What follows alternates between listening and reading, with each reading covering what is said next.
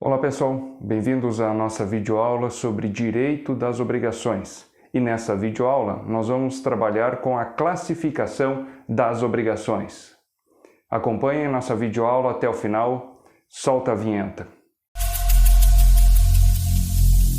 Every single day, I'm gonna make something great. That's my way.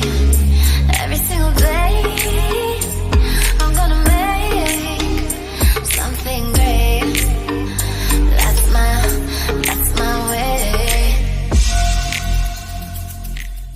Olá pessoal, dando seguimento então aos nossos estudos sobre direito civil, especificamente sobre obrigações. Na aula de hoje a gente vai trabalhar sobre a classificação das obrigações.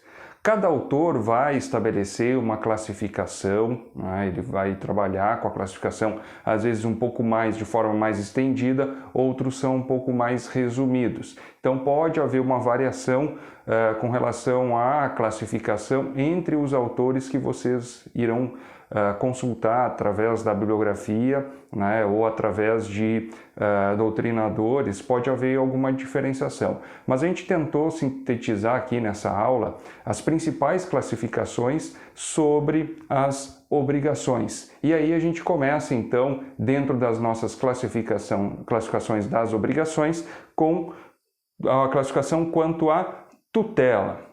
Quanto à tutela, nós temos a classificação de obrigação civil e obrigação natural. O que seria uma obrigação civil? É aquela que é dotada de proteção judicial, ou seja, existe medida judicial compatível para satisfazer o interesse do credor. Ou seja, no caso de descumprimento dessa obrigação, o devedor vai responder com o seu patrimônio. O judiciário vai atingir o patrimônio do devedor para que haja a satisfação dessa obrigação. Ou, eventualmente, quando não é possível a satisfação, né, converter, né, essa obrigação em perdas e danos. Ou seja, ela é dotada de medida judicial, de proteção judicial para a satisfação desta obrigação.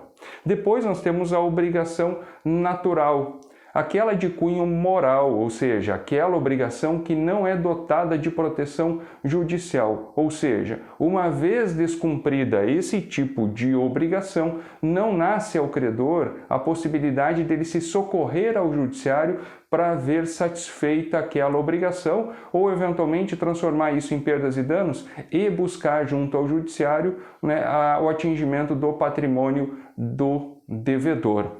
Então, obrigação natural é aquela cujo cumprimento não pode ser obtido por meio da atividade jurisdicional, porque o credor não possui poder coercitivo legítimo de sua exigibilidade. Ou seja, o fundamento desse tipo de obrigação é puramente moral. E aí a gente tem alguns efeitos da obrigação natural, ou seja, havendo uma obrigação natural, por exemplo, dívida prescrita. O que é a prescrição? É a não exercício do direito por um lapso de tempo. O sistema jurídico, ele estabeleceu que todo direito deve ser exercitado num lapso de tempo para que haja segurança jurídica nas relações entre as pessoas. Ou seja, para que o titular do direito não fique de forma indefinida, né, sem o exercício desse direito, gerando uma insegurança jurídica. Cito um exemplo. Há um acidente de trânsito em que a vítima desse acidente sofre danos materiais. Ele tem um prazo estabelecido pelo Código Civil para que seja exercitado esse direito.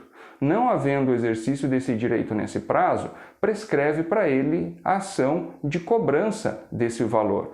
Para quê? Para que o devedor não seja pego de surpresa daqui 60 anos, daqui 50 anos, 30 anos, com uma ação judicial cobrando algo que aconteceu há 40, 50, 60 anos atrás. Então isso gera uma insegurança jurídica nas relações. Por isso que foi criado o Instituto da prescrição, a perda do exercício, né, através do judiciário, né? Ou seja, a pessoa não vai poder exercitar o seu direito através do judiciário. Então, obrigações prescritas, em que não foi exercitado esse direito no lapso de tempo estabelecido pelo Código Civil, ela se torna uma obrigação natural, puramente moral. Vocês têm conhecimento no direito civil que as dívidas do falecido vinculam os seus herdeiros até o montante da herança. Ou seja, se um pai falece, o filho ele não é responsável pela dívida do pai. Porém, se ele recebeu herança do pai, essa herança vai fazer frente às dívidas do falecido. Mas se o pai não deixou nada de patrimônio, o filho não pode ser compelido a satisfazer as obrigações que o pai firmou em vida.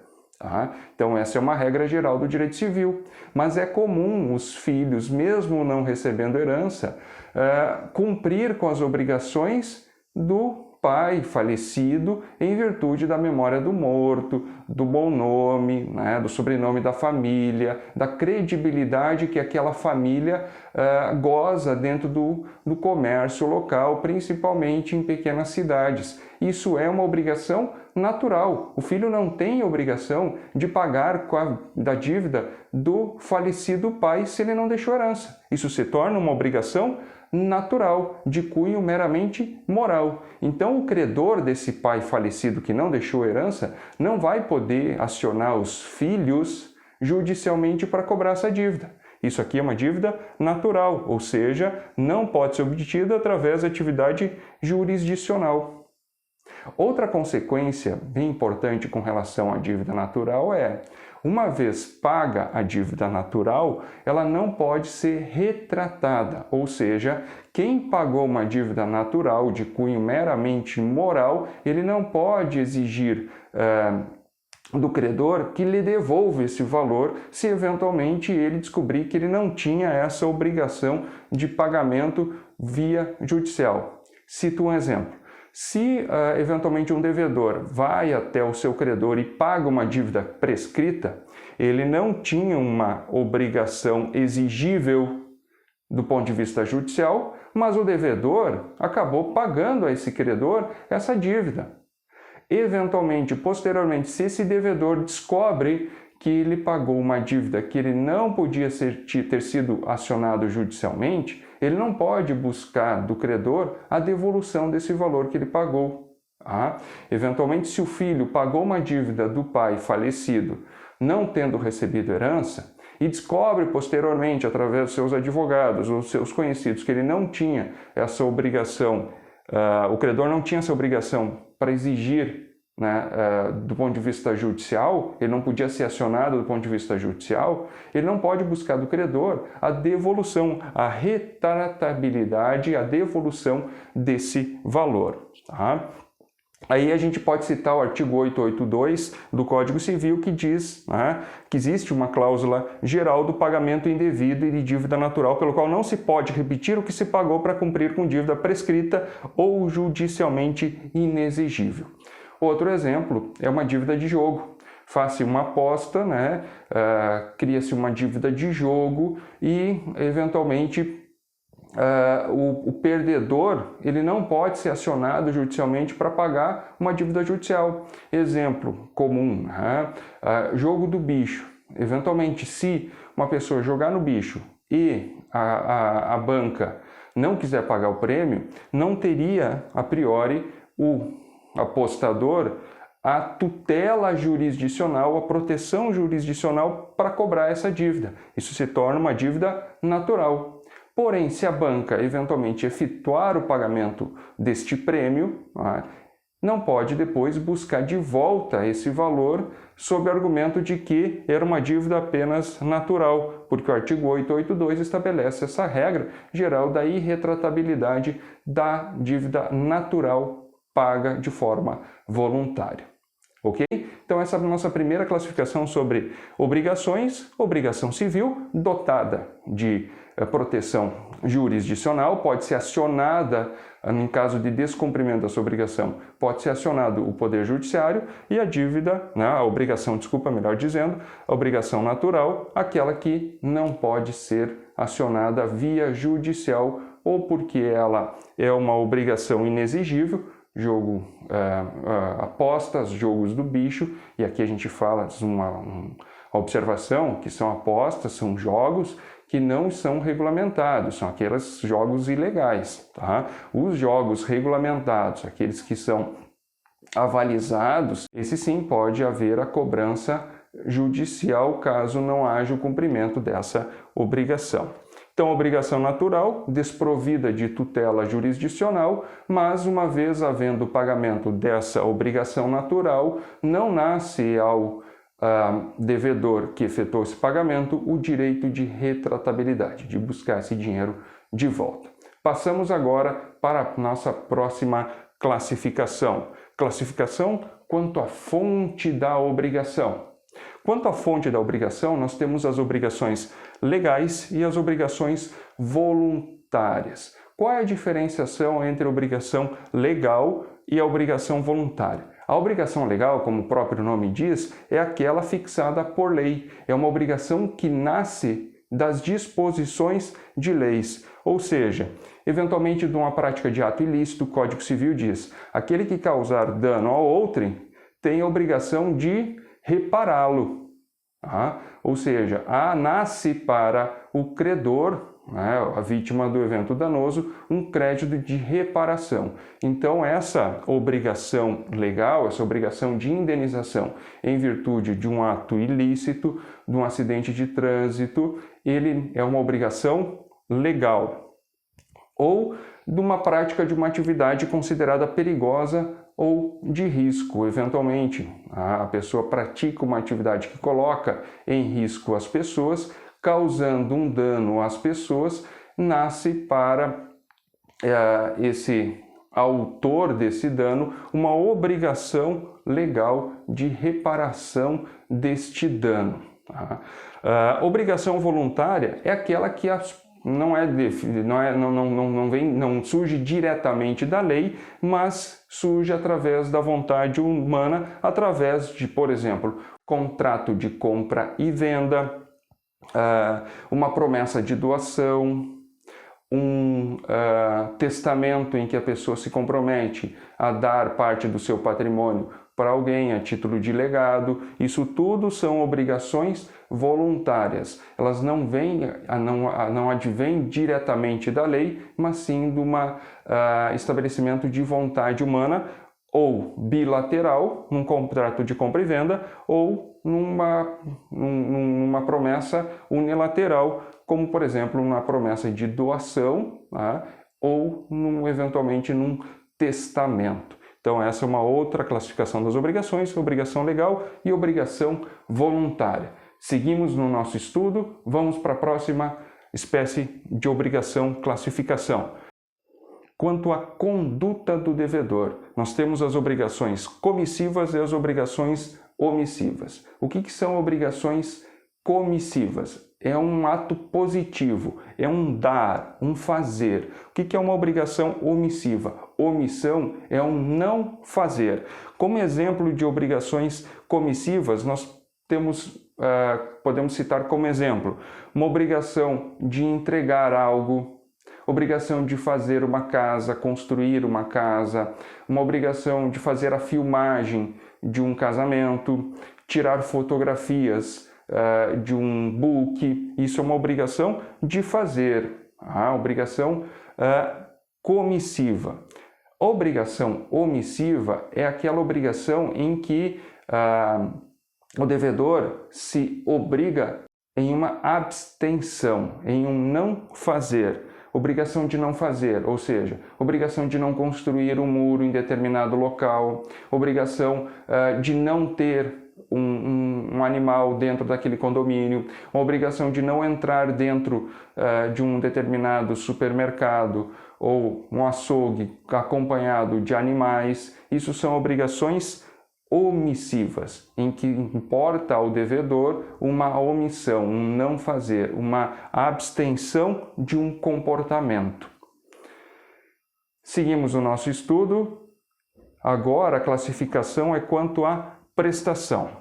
Nós temos obrigações de dar, de fazer e obrigação de não fazer. Vejam que na classificação anterior a gente viu o quê? as obrigações comissivas, ou seja, um ato positivo, um fazer, um dar. Então aqui a obrigação de fazer e a obrigação de dar são obrigações comissivas. A obrigação de não fazer é uma obrigação omissiva. Vamos ver o que o nosso material separou para vocês de conteúdo. Obrigação de dar é aquela que consiste na entrega de um bem corpóreo, móvel ou imóvel, podendo ser coisa certa ou incerta. Obrigação de fazer é aquela que consiste na realização de determinada atividade humana, um fazer, um ato de contrafecção de algo ou de algum ato. Obrigação de não fazer é aquela que consiste na abstenção de determinada atividade conforme fixado pelas partes ou por lei. Veja aqui uma outra classificação que a gente viu antes, as obrigações contratuais e as obrigações legais que a gente viu numa classificação anteriormente, tá? Obrigação de dar um prêmio, obrigação de dar um valor, obrigação de dar a casa ou automóvel numa compra e venda, obrigação de fazer numa compra e venda de um automóvel é assinar o documento de transferência, obrigação de fazer uma obra de arte, obrigação de fazer uma casa, construir uma piscina, isso tudo está dentro da obrigação de fazer. Obrigação de não fazer, a gente falou anteriormente, de não construir um muro em determinada local ou acima de determinada altura, de não fazer barulho durante tal horário, obrigação de não ter um animal em determinados locais. Isso tudo são obrigações de não fazer, obrigações omissivas. Seguimos o nosso estudo sobre classificação das obrigações. A próxima classificação é quanto à natureza. Obrigação pessoal e obrigação personalíssima. O que é uma obrigação pessoal? Em que pese ela é assumida pelo devedor, ela pode ser cumprida por um terceiro. Ou seja, eu firmo uma obrigação com alguém, mas que eventualmente ela pode ser cumprida por uma outra pessoa no caso de impossibilidade de cumprimento dessa obrigação por aquela pessoa que eu fixei, que eu estabeleci a relação obrigacional. Por exemplo, vocês vão até uma empresa e contratam uma pintura da casa. Vocês não estão preocupados quais são os pintores que irão pintar lá na sua casa. Eventualmente, se trocar o pintor, para vocês não há problema nenhum, porque isso é uma obrigação pessoal. Um outro exemplo que a gente pode citar com relação a isso: contratou o serviço de jardinagem de uma empresa. A pessoa que vai lá executar essa obra não lhes interessa. Não é a pessoa XYZ, isso é uma obrigação pessoal. Na obrigação personalíssima, é aquela que só pode ser executada pelo devedor.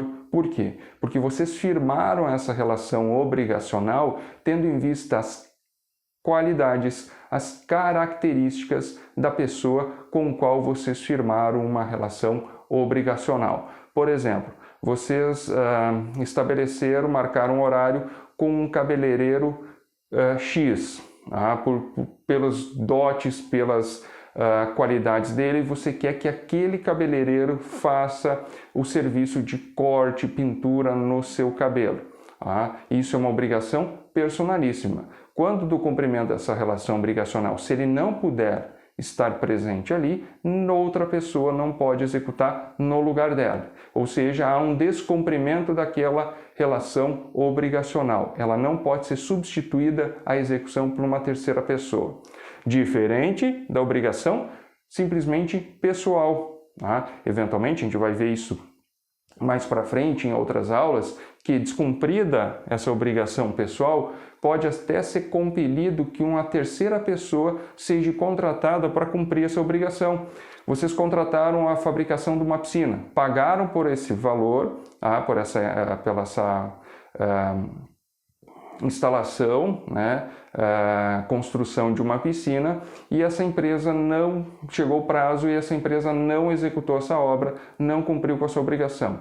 Nada impede que seja pega uma terceira empresa e seja executada essa obra às expensas do devedor. Todo o procedimento para que isso ocorra a gente vai ver numa aula mais para frente, mas fica agora, inicialmente, essa compreensão que isso é uma obrigação pessoal, diferente das obrigações personalíssimas, tá? Também chamadas de obrigações infungíveis, ou seja, porque eu não posso substituir por outra pessoa executando ou por outra obrigação. Então, se vocês contrataram um pintor famoso, um fotógrafo famoso e pagaram a mais em virtude dessas características pessoais dele, né, características próprias dele, neste caso, essa obrigação se torna uma obrigação personalíssima e que não pode ser executada por uma terceira pessoa. Vocês procuram um renomado cirurgião plástico para executar uma cirurgia estética. Na hora de fazer a cirurgia, vem o auxiliar dele. Ou seja, vocês vão dizer o quê? Não, essa obrigação eu não fixei com o auxiliar, eu quero que o cirurgião execute essa cirurgia. Eu não quero que a cirurgia seja feita por um outro cirurgião plástico que faça essa cirurgia, porque eu contratei fulano de tal, é essa pessoa que eu contratei para executar esse serviço. E aí a consequência do descumprimento de uma obrigação personalíssima é a sua conversão em perdas e danos. Porque eu não posso obrigar ele a receber uma prestação de serviço feita por uma terceira pessoa. Então essa é uma consequência importante com relação à obrigação personalíssima, é a conversão, no caso de descumprimento, em perdas e danos. Seguimos o nosso estudo sobre a classificação. Agora a classificação quanto à liquidez da obrigação. Nós temos obrigações líquidas e obrigações ilíquidas. O que são obrigações líquidas? É aquelas cujos elementos valorativos encontram-se definidos. A obrigação líquida é aquela que se apresenta certa quanto à sua existência, ou seja, existe obrigação, não há dúvidas que existe obrigação, e determinada quanto ao seu objeto. Ou seja, eu já sei qual é a espécie dessa obrigação, qual a quantidade dessa obrigação e qual a qualidade dessa obrigação. Por exemplo, a obrigação de entrega de 100 sacas de soja com pH tal, com qualidade tal, XYZ. Isso aqui é uma obrigação líquida, porque eu já tenho a espécie, a quantidade e a qualidade dessa obrigação.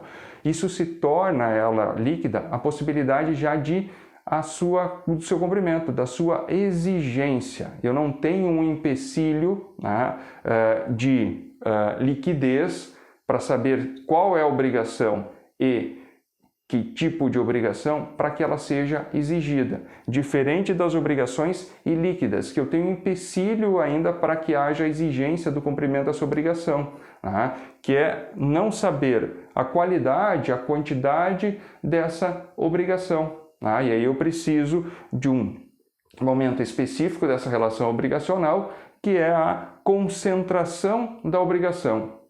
A partir desse momento da concentração dessa obrigação é que passa essa obrigação a ser exigível. Então, dentro da obrigação líquida, caso haja o inadimplemento dessa relação obrigacional, eu já posso configurar culpa do devedor.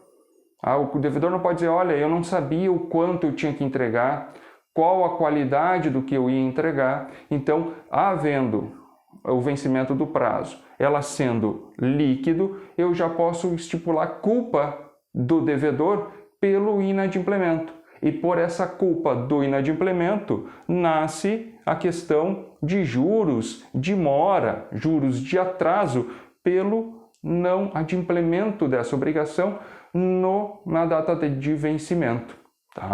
Na obrigação ilíquida, o devedor não consegue cumprir ainda a obrigação porque falta algum elemento de identificação dessa relação obrigacional, ou seja, falta o fenômeno da concentração. E aí não há a possibilidade ainda de o credor exigir o cumprimento dessa obrigação. Então precisa dessa fase de concentração para tornar aquela obrigação em líquida e aí poder ser exigido essa relação obrigacional. E aí, enquanto não há o cumprimento dessa obrigação, eu não posso imputar ao devedor eventual ônus pelo atraso no cumprimento dessa obrigação. Depois a gente vai ver todos os aspectos dos elementos da concentração, a quem cabe a escolha do gênero e da qualidade, se é o devedor, ao credor, se pode exigir o de melhor qualidade ou de pior qualidade ou é um meio termo. Isso tudo já fica o convite para vocês assistirem às próximas videoaulas sobre obrigações, e o elemento da concentração das obrigações. Nossa próxima classificação é quanto ao resultado. Obrigações de meio, obrigação de resultado e obrigação de segurança. Nossas 3 espécies de obrigação quanto ao resultado do cumprimento da obrigação. O que é uma obrigação de meio? Aquela obrigação em que o devedor não se compromete com o atingimento de um resultado específico. Ele se compromete de usar toda a técnica, toda a sua perícia, dentro da execução daquela obrigação. Ele vai usar todos os meios, obrigação de meio, disponíveis para ele executar aquela tarefa, mas ele não se compromete com um resultado. Caso não seja atingido esse resultado, eu não posso imputar ao devedor a responsabilização pelo não atingimento desse resultado. Por exemplo, serviços advocatícios. Quando o advogado assume uma ação, uma causa, ele não pode se comprometer com o resultado. Ele não pode estabelecer uma relação com o seu cliente dizendo, olha, nós vamos ganhar a ação. Se ele está estabelecendo isso no contrato, ele está assumindo uma obrigação de fim. Ou seja, ele está se comprometendo em atingir um objetivo específico.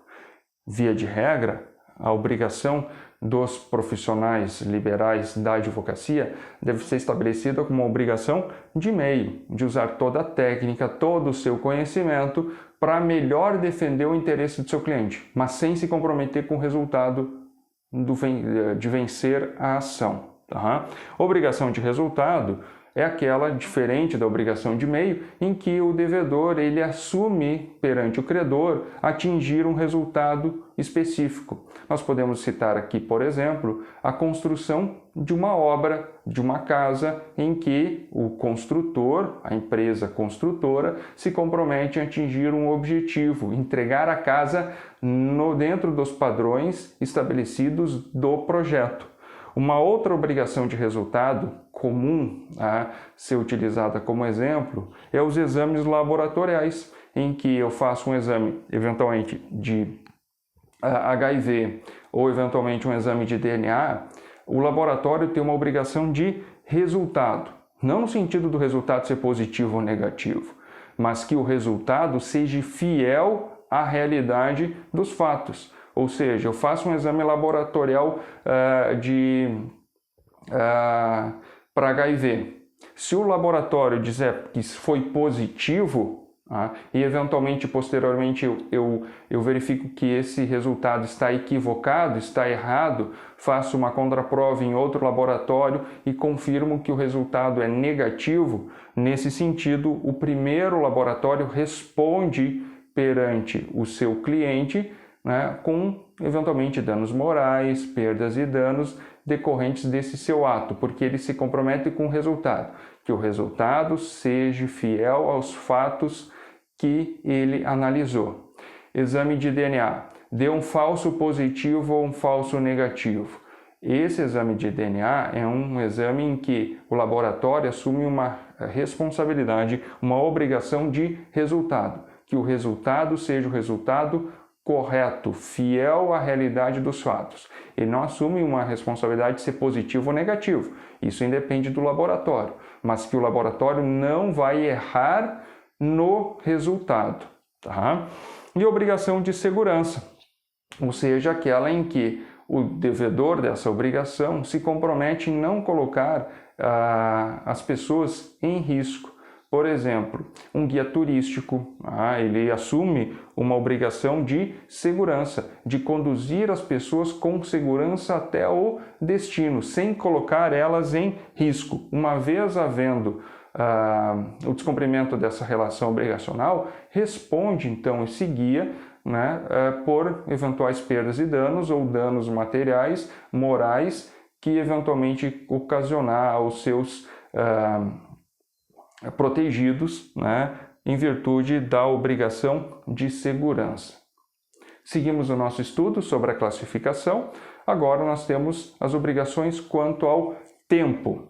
Obrigação instantânea e obrigação de execução continuada ou de trato sucessivo, de trato continuado. O que é obrigação instantânea ou também chamada de obrigação momentânea? É aquela obrigação que, uma vez cumprida, ela se extingue, ela não se delonga no tempo. Por exemplo, uma compra e venda de um automóvel à vista. Havendo a entrega do automóvel e a assinatura do documento de transferência, essa relação obrigacional se extingue. Ela não se delonga no tempo. Obrigação de execução continuada é aquela que eu tenho, o chamado de trato sucessivo, é aquela que eu tenho uma relação que se prolonga no tempo. Por exemplo, nos contratos de aluguéis. Ela não se exaure, ela não se esgota no cumprimento de uma das prestações. Ela permanece no tempo até que esse contrato seja rescindido. Vamos lá para a nossa última classificação que separamos para vocês, é a classificação das obrigações quanto à modalidade. Nós temos obrigações puras e simples e obrigações modais. O que são obrigações puras ou simples? São aquelas que se tornam exigíveis no momento da constituição da relação jurídica, por independer de qualquer elemento para ser cumprida, senão da realização da prestação por parte do devedor. Eu não tenho nenhum elemento exterior dessa relação obrigacional. Constituída essa relação obrigacional, ela já pode ser exigível, ela já pode ser exigida pelas partes, Por exemplo, numa compra e venda de um objeto. Paga o preço, já pode exigir a entrega da coisa. Então, não há um outro elemento estranho a isso. Diferente das obrigações modais. Nas obrigações modais, nessa relação que seria simples, foi acrescentado algum elemento acidental do ato ou do negócio jurídico. Ou seja, se coloca um elemento a mais para que ela seja perfectibilizada e assim exigível. E aí, nas obrigações modais, nós temos alguns elementos que podem ser acrescentados nessa relação obrigacional. A condição, o termo e o encargo. O que é uma condição? Condição é um acontecimento futuro e incerto, independentemente do arbítrio exclusivo de uma ou de ambas as partes. Por exemplo, numa obrigação, eu te entrego 100 sacas de soja se chover durante uma semana. Vejo que esse elemento acidental dessa relação obrigacional, que é a existência da chuva, é um acontecimento futuro e incerto. Eu não sei se ele vai acontecer ou não, mas em acontecendo, entregarei 100 sacas de soja a você. Vejo que numa obrigação pura e simples, bastava a promessa. Vou te entregar 100 sacas. Pronto, já pode ser exigidas. Uma promessa de doação pura e simples. Ela já pode ser exigida porque é uma obrigação pura e simples. Agora, se eu acrescentar nessa relação obrigacional, nessa promessa de entrega de 100 sacas, um elemento externo, que é um acontecimento futuro incerto, essa relação pura e simples passa a ser uma obrigação modal com estabelecimento de uma condição. Outro elemento que pode ser acrescentado nessa relação obrigacional é o chamado termo, que, diferente da condição, que é um acontecimento futuro e incerto, o termo é um acontecimento futuro e certo, ou ao menos determinável. Por exemplo, vou te entregar 100 sacas de soja daqui 30 dias. 30 dias é o elemento externo que eu acrescento numa relação obrigacional chamado termo. Ao final dos 30 dias, essa obrigação torna-se exigível, porque atingiu o seu termo, o seu elemento, o seu acontecimento futuro e certo. Encargo. Nossa última elemento externo que pode ser acrescentado numa obrigação, tornando ela modal, é o encargo, ou seja, é uma tarefa, é um encargo estabelecido sobre o devedor, consistente numa obrigação de fazer. Vejam só, como exemplo, né? Vou te dar uma fazenda se você construir uma igreja, né, para a comunidade. Vejam que essa é uma tarefa imposta, tá, ao devedor desse encargo de construir uma igreja. Deixo um patrimônio X, um legado X, ao meu sobrinho se ele se comprometer a cuidar dos meus cachorros. Isso é um encargo que eu coloco ao devedor desse encargo para que ele possa se tornar credor dessa obrigação, para que ele possa receber essa legado, né, essa doação. Então, o encargo ele também não pode se tornar algo muito oneroso, porque senão eu vou configurar uma contraprestação. É quase que eu estivesse estabelecendo uma compra e venda sobre algo, tá? Então, obrigação modal dentro do encargo, essa encargo deve ser de pequena monta, proporcional àquilo que vai ser recebido do devedor dessa obrigação, né, de quem vai entregar aquela coisa. Outra questão, se essa tarefa, né, esse encargo for estabelecido em prol de uma comunidade, o Ministério Público pode atuar nesse sentido para que seja cumprida esse encargo, né, satisfeito esse encargo. Não pode ser algo de tamanha monta que gere uma onerosidade excessiva e, havendo uma onerosidade excessiva, judicialmente pode ser reduzida essa onerosidade para que haja o cumprimento dessa obrigação, tendo como esse encargo cumprido, ok? Então, dentro das classificações das obrigações quanto à modalidade, nós temos obrigação pura e simples e obrigação modal. Obrigação pura e simples é aquela que é estabelecida sem qualquer interferência externa à relação obrigacional, podendo ser exigida de imediato pelo credor. Obrigação modal é aquela que eu incluo dentro dessa relação obrigacional algum elemento exterior, que pode ser a condição, acontecimento futuro e incerto, termo, né, que é um acontecimento futuro e certo, ou encargo, que é uma tarefa que se estabelece, né, ao devedor dessa tarefa de executar algum ato, alguma obra, ou fazer algo ou não fazer algo de pequena monta, ok? Dentro das classificações das obrigações, essas seriam as classificações que nós teríamos para estudar na aula de hoje. Fica o convite para que vocês visitem o nosso canal, acompanhem as nossas videoaulas, principalmente agora com as aulas de responsabilidade civil, direito das obrigações. Obrigado pela atenção de vocês, nos vemos nas próximas aulas, bons estudos e até a próxima.